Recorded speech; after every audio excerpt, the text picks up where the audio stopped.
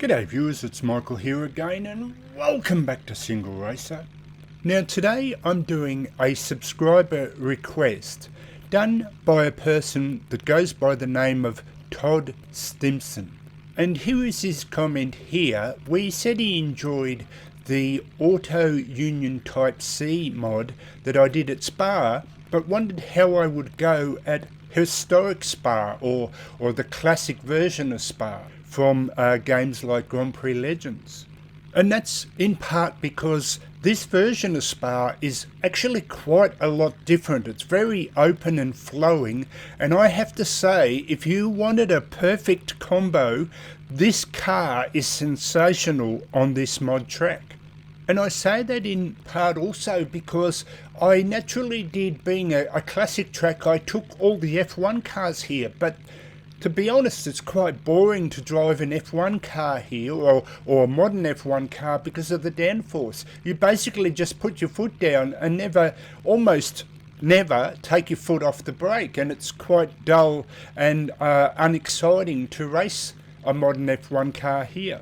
But the Auto Union Type C is perfect for this track because it is fast enough to be exciting down the straights, but has no brakes and no grip, so you have to let up through the corners, so it makes it very, very exciting. And I'll give a commentary of the lap in VR. Now, just a couple of housekeeping bits is I did slightly tune the car, as in slightly higher tyre pressures for rolling resistance and a little bit less fuel, but other than that it's totally stock, so just high tyres, low fuel. And also I want to get 4 comments out during the lap, but I have to talk very quickly at the start to try and get them out in time for the different points of the track. So I'll be talking as quick as I can right from the start. So let's see how I go on a hot lap on historic Spa in the Auto Union Type C mod by Gary Paterson. And so this is Michael signing out for Single Racer. I'll catch you next time, possibly in another subscriber request. See you later, and let's go hot lapping.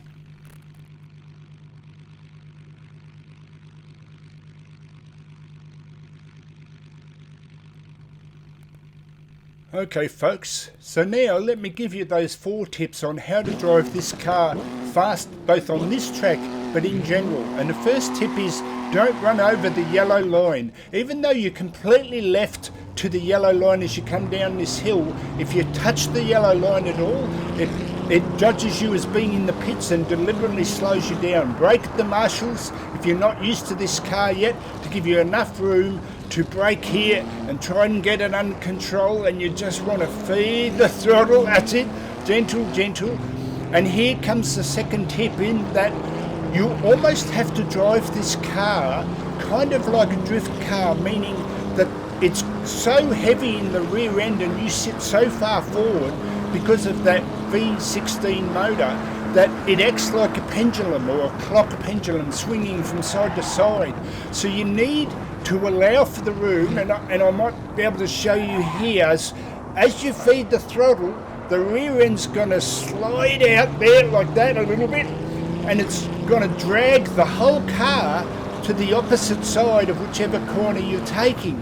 So you need to allow for that room to there like that, where the car just wants to pull itself to the opposite side and hang on so you don't slide off the other side of the road. So you've got to allow for that like drift-like room as we come down to third here. I love this bit, down to second. Seeing the car just wants to drag itself as you're trying to gently feather the throttle, you know, and it's all about controlling that weight at the rear as we go through the first S's. Now here's a great example. See, the car just wants to swing its rear end out, so you need to give it that room. And if you drive allowing for that room, it's so much easier to control the car. So the third tip is, I heard Mike Smith at Sim Racing 604 ask the F-Man or Ferrari man, how does he control the car? And it's a bit like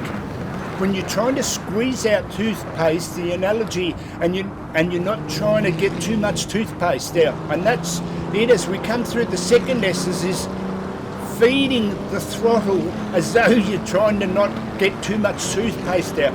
I know that's a silly analogy, but that's how it feels. Literally, it's just dabbing on the throttle.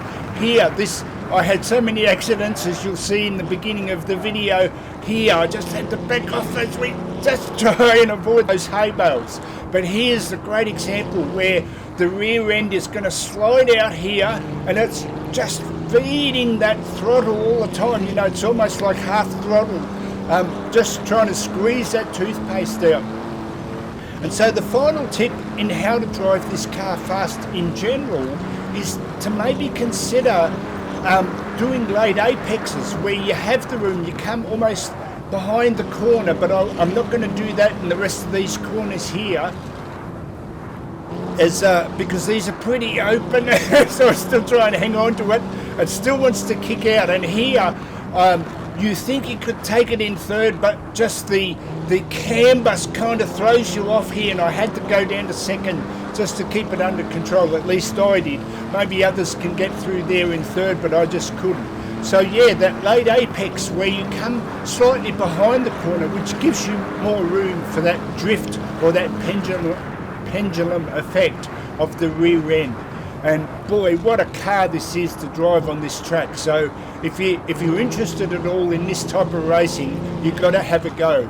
Now this was the other one that caught me out so many times in practice. This one, and the last corner where you think, oh no, I can go a bit deeper, I'm going slow enough, and you lift your foot off the brake and then you realise you're still going too fast.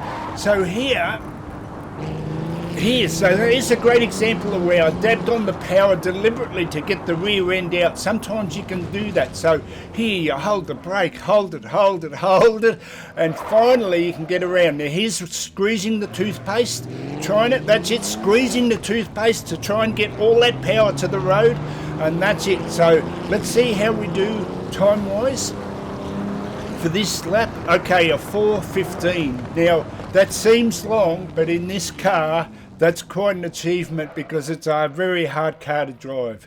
As we pull up and see that classic 60s hippie style chick next to the terrific VW combi there, typical of the 60s. And so I hope you enjoyed that hot lap. Now this is Michael signing out for Single Racer. Give it a go if you think you're interested.